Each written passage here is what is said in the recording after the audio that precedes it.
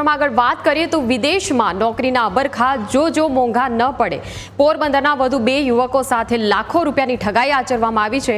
મલેશિયામાં નોકરીની લાલચે 2 યુવકો સાથે છેતરપિંડી થઈ। 1,70,000 રૂપિયા આપ્યા બાદ નોકરી ન મળતા મલેશિયા ફસાયા હતા। ત્યાં ગયા બાદ વધારે પૈસાની તેમણે માંગણી કરી હતી અને ભારે જહેમત બાદ આખરે આ યુવાનો ભારત પરત ફર્યા છે। પોલીસ ફરિયાદ ન લેતી હોવાનો આ યુવાનોએ આક્ષેપ કર્યો છે।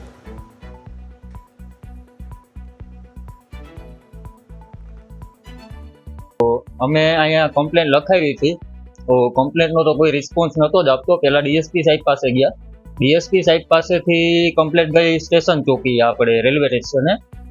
ત્યાંથી મેડમ હારે અમે બેઠા અને બધી વાતચીત થઈ। અશોકભાઈ જોડને બોલાવ્યો અને અશોકભાઈ જોડ હારે લગભગ અડધી કલાક અમારી વાતચીત હાલી અને એમાં રિસ્પોન્સ અશોકભાઈનો મેડમે કહી દીધું કે આમાં પૂરતો વાંક તો તમારો જ છે, બરોબર, તમારે જોઈએ કે આ લોકોના પૈસા તમે આપી દો પરત, બરોબર। તો અશોકભાઈએ એક દિવસનો ટાઈમ માંગ્યો કે એક દિવસનો ટાઈમ આપવો કે મેં જેના થ્રુ કરાવ્યું છે એને હું વાત કરી લઉં અને પૈસાની વાત કરી લઉં, કાલે કે પાછી કે તમને જવાબ દઈશ। તો બીજે દિવસે મેં એને ફોન કર્યો, એનો ફોન તો આવ્યો નહીં, તો મેં એને ફોન કર્યો તો અશોકભાઈ જોડવે એ રીતના વાત કરી કે તમને 10,000 રૂપિયા કે અમે આપી દઈશું, એનાથી આગળ કે તમને કઈ વસ્તુ નહીં મળે, કે તમારે જે કરવું એ કે કરી લ્યો। પૈસા ભર્યા છે તમારી પાસે?